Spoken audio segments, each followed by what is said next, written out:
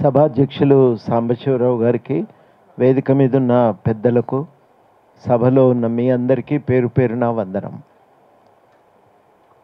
ఇవాళటి రాజకీయాలను మనం చూస్తుంటే మనుషులు ఇట్లా కూడా ఉంటారా అని మనకు అనిపిస్తుంటుంది. చాలా అంటే చాలా కష్టము ఇప్పుడున్న పరిస్థితుల్లో.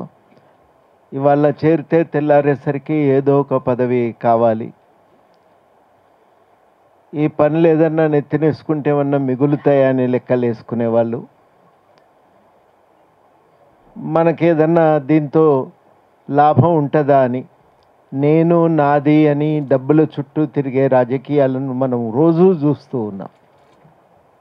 ఆ రోజు చూసేటువంటి రాజకీయాల్లో డబ్బులు ప్రధానం కాదు, ప్రజలే ప్రధానము అని ఆలోచించే వాళ్ళు ఉండటం చాలా చాలా అవసరం.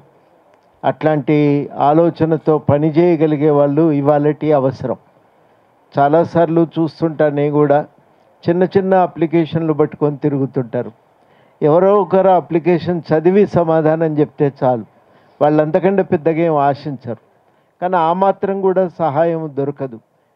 చాలామంది కార్యకర్తలు కలిసినప్పుడు మాట్లాడుతుంటే వింటే మనకే బాధ అనిపిస్తుంది, ఆశ్చర్యం కూడా అనిపిస్తుంది. మొట్టమొదట చాలామందిని వాళ్ళ స్థాయిని బట్టి, ఆర్థిక స్థాయిని, సామాజిక హోదాను బట్టి దగ్గరికి కూడా రానియరు.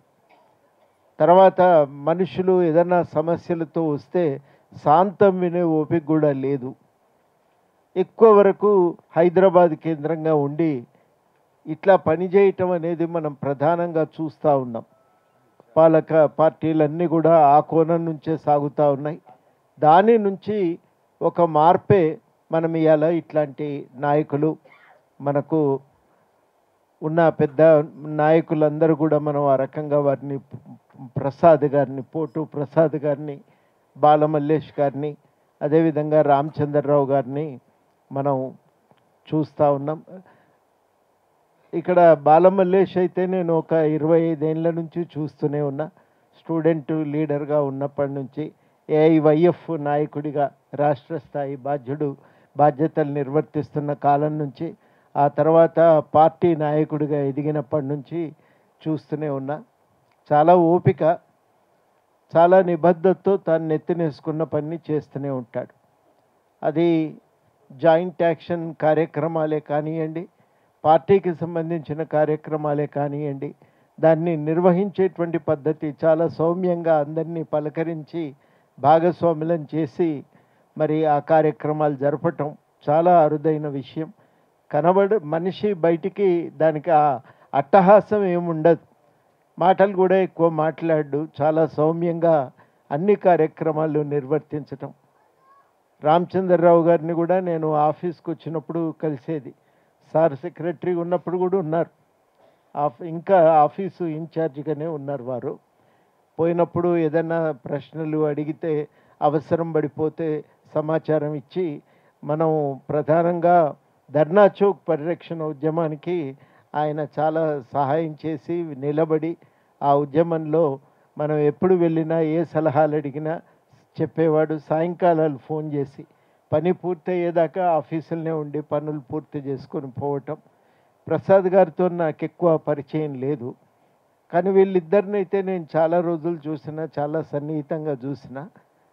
మనుషులు ఒక సాటి మనిషి పట్ల ప్రేమతో, నిబద్ధతతో, వాళ్ళ సమస్యల పరిష్కారం విసుక్కోకుండా వాళ్ళ కోసం తిరగటం, ఇవి కమ్యూనిస్టు కార్యకర్తలకు ఉండవలసినటువంటి లక్షణాలు.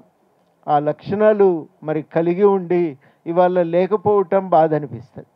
ఏమవుతుందంటే ఆ పని చేయగలిగేవారు ఇంకొకరు రావటం కష్టమైనటువంటి కాలంలో పోయిందన్నప్పుడు కేవలము వ్యక్తిగతంగా కుటుంబానికి మాత్రమే కాదు, మనందరికి కూడా నష్టమే.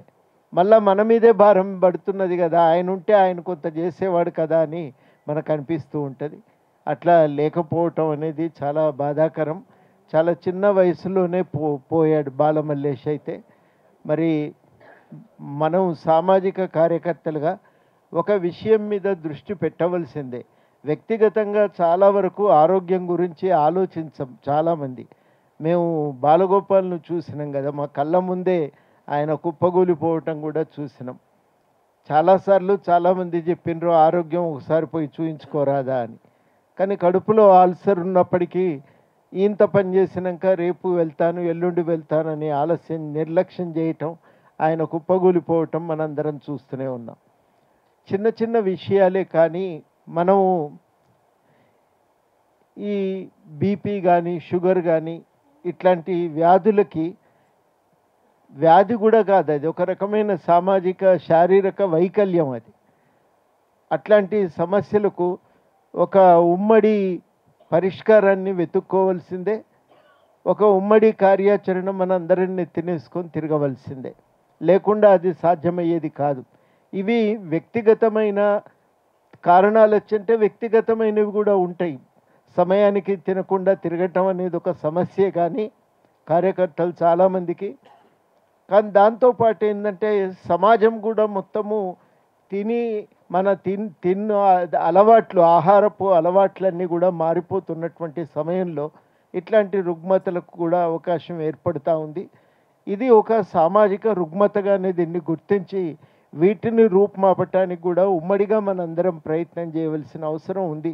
ఆహారపు అలవాట్లలో మార్పులు తేవాలి.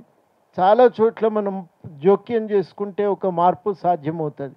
₹2 కిలో బియ్యం రాకముందు ఇంతగానం మనము బీపీని షుగర్ను చూడలేదు. అది ప్రవేశపెట్టిన తర్వాత మనుషుల రూపాలు మారిపోయినాయి, ఆరోగ్య సమస్యలు కూడా తీవ్రమైనాయి. అంతకుముందు అట్లా ఉండేది కాదు. రామ్ మనోహర్ లోహియా గారు ఊక చెప్పేదట, తెలంగాణలో ఉన్నంత మనుషులు సౌష్ఠవంతో అందంగా ఇంకెక్కడ భారతదేశంలో కనబడరు. అప్పటి అలవాట్లు కారణంగా మనుషులు ఆ రకంగా ఆరోగ్యంగా ఉండగలిగారు.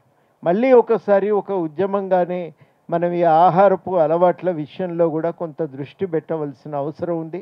రామచంద్రరావు గారంటే కొంచెం పెద్ద వయసు, 95 ఏళ్ళు దాటిన తర్వాతే.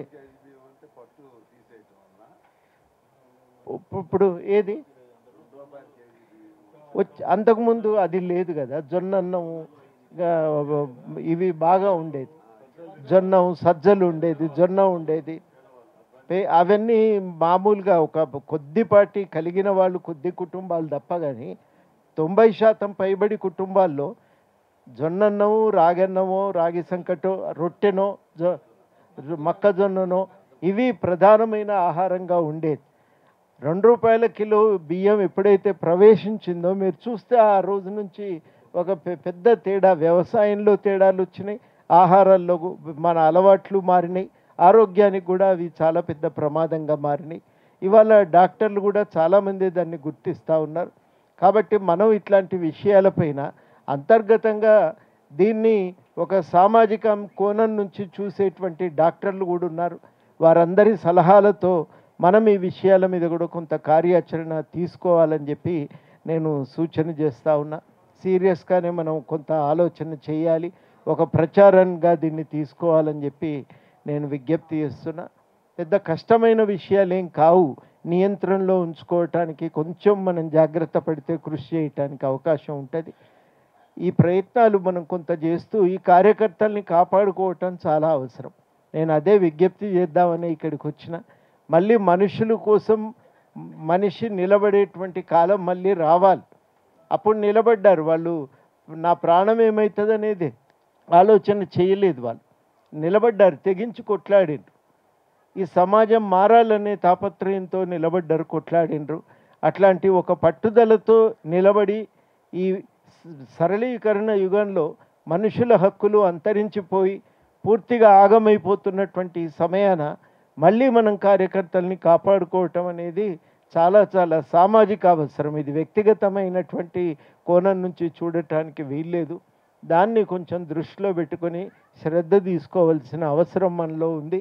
మనం కూడా కొంత దీనిపైన ఒక ఉమ్మడిగానే చర్చలు చేసి ఒక ప్రతిపాదనలు మనం సమాజం ముందు కూడా పెడతా ఉండాలని చెప్పి నేను చెప్తా ఉన్నా. చాలా గొప్ప కార్యకర్తలు, అనేక సామాజిక అంశాల మీద పోరాటం చేసినటువంటి వ్యక్తులు ఇవాళ లేకపోవటం చాలా బాధ కలిగించేటువంటి విషయం. నిరంతరం గుర్తుకొస్తూ ఉంటారు. అరే మొన్న కలిస్తాం కదా, సడన్గా ఇవాళ మన కళ్ళ ముందు నుంచే మాయమైపోయింది కదా అని అనిపిస్తూ ఉంటుంది. వారికి నేను నా తరఫున, పార్టీ తరఫున, తెలంగాణ ఉద్యమకారుల తరఫున నివాళులర్పిస్తూ సెలవు.